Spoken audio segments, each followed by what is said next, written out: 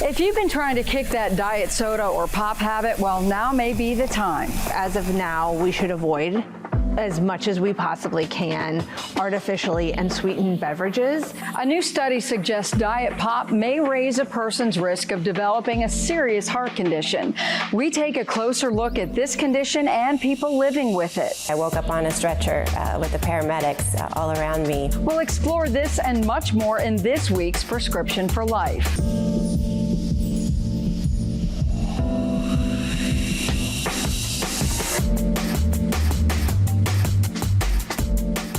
Thank you so much for joining us. I'm Monica Robbins. You think you may be doing the healthy thing by reaching for that diet drink, but you actually may be doing more harm than good. Researchers found those who consume more than 2 liters of diet pop weekly were 20% more likely to develop an irregular heartbeat or what's called atrial fibrillation or AFib. It can cause stroke, heart failure, or other heart-related complications. Experts suggest cutting out sugary drinks altogether for many reasons. We're drinking too much of our calories. So sugar sweetened beverages, I think if I could eliminate something from the diet, it would be sugar sweetened beverages. So that's not only things that come to mind first, like sodas, but also juices, Gatorades, sweet teas, things like that. And then also, all those delicious coffee drinks as well that tend to pack a big sugar punch.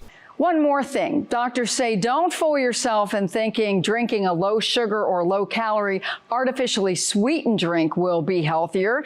For more about that, here's our expert.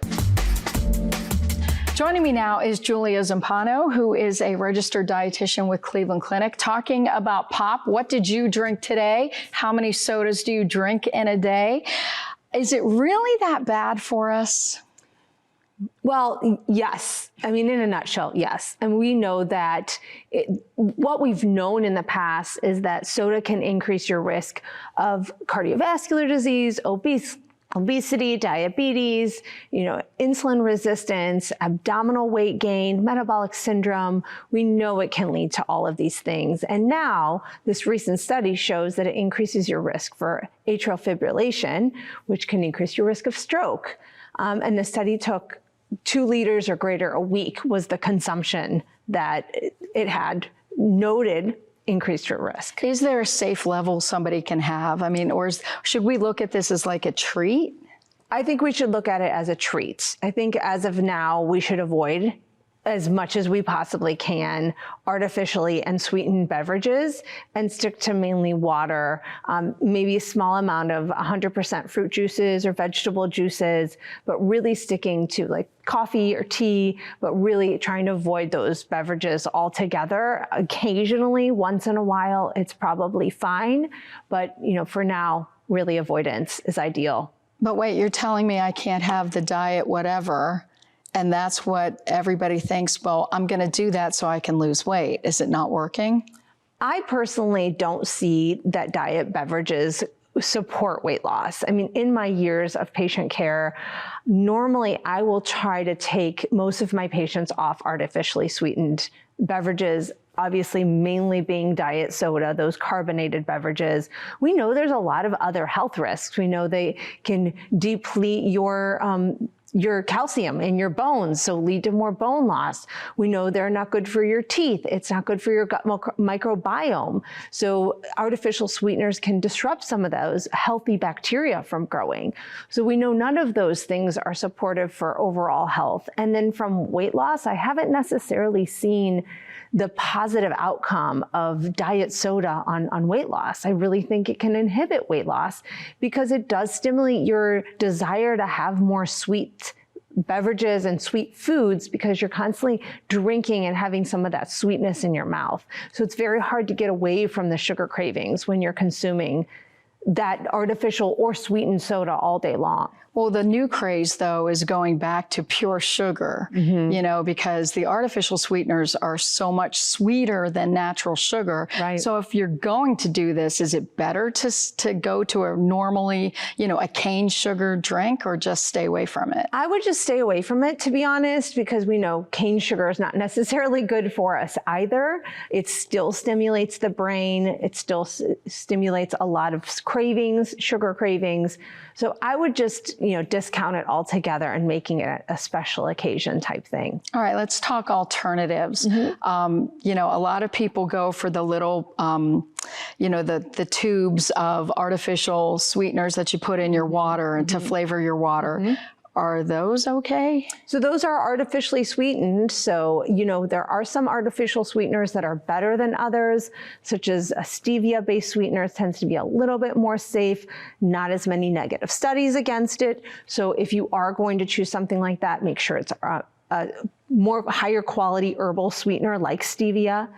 And another thing that you could do is try to use natural sources to enhance the flavor of your water, like lemon or lime or orange slices, mint or cucumber.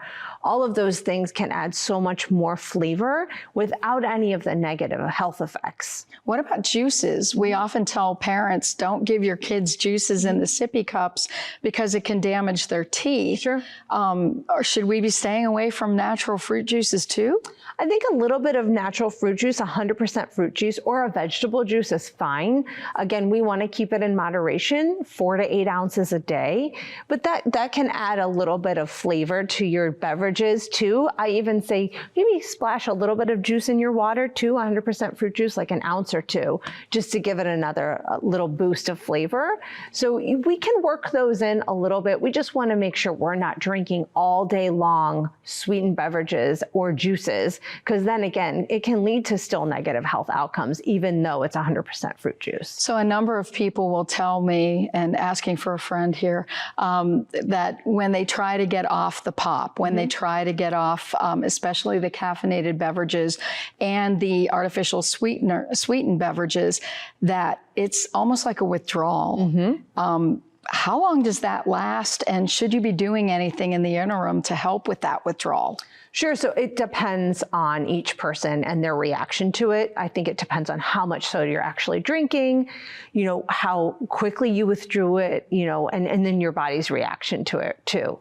So I think the best way to handle that would be maybe a slow or more moderate withdrawal of the ingredient that may be triggering it. So maybe instead of drinking 4 sodas a day, we go down to 3, then 2, then 1, then, you know, 1 a week. And then we start to kind of wean ourselves off of it versus going cold turkey. Some people do great with cold turkey. I mean, some people do better than, you know, they're constantly fighting against that desire to want more. And some people handle the slower, moderate reduction better. So it's really, you have to know yourself and what you think would resonate better with yourself and try it. And then if it doesn't work, try the other aspect of it. So this diet and nutrition and the way we react to foods, it's all trial and error because we all react differently. So if you listen to your body, if you know your body, you're going to be able to know the answer better than anyone else will. So there is not one pop or soda that is better than another. You know, if it's a dark cola or if it's, you know, a lighter cola or anything like that, they're all pretty much in the same boat. I would avoid them all. I mean, there's some variability there, but that doesn't necessarily mean any of it is healthy, but there may be variability. Some may be worse than others slightly because of one reason or another, but in general, we want to avoid them all and limit them. And the damage they can do, you talked about AFib. AFib can lead to stroke. Right. Who knew that a diet pop could eventually cause a stroke? What about your teeth? Certainly can affect, I mean, the sugar itself can increase cavities. Some of the acidity can break down some of the enamel in your teeth. It can definitely lead to some indigestion and gut dysbiosis, which means that good bacteria is not as prevalent as the bad bacteria. So you have this dysbiosis of good versus bad bacteria. And then it can lead to more like an acidic stomach or sour stomach that happens irritate the lining of your stomach because it's so acidic. So people might be having problems not realizing that it's probably the pop or the soda that they've been drinking that's causing those issues. Yes. All right. So bottom line, I'm supposed to drink 8 to 10 glasses of fluid a day. Can that be coffee? Can that be, obviously water is the go-to, but no So pop. water's number one. We do want a majority water. Coffee is dehydrating. So you can drink coffee. That doesn't mean it's bad, but you have to realize it's more dehydrating. So you may need to bump up your water if you're drinking multiple cups of coffee a day. Teas are great, herbal and non-herbal that may have caffeine in them. Those are phenomenal. 100% fruit and vegetable juices are also good. So those are some great beverages to have if you want a little bit of milk, depending on your dietary preferences, or milk alternatives that are unsweetened. Those are also added benefits. I even recommend like some coconut water could be a nice added beverage to your routine because it has some vitamins, minerals, electrolytes, things like that in there. Almond milk, coconut milk, all that kind of thing. Yep. Any of those milk alternatives that are unsweetened, make sure they're unsweetened. So there is hope. There is hope. There is hope. There are things we can drink out there that are absolutely, absolutely. Just remember, it's just a beverage and it doesn't come from the earth. Like we really want things that come from the earth, things that come from the ground.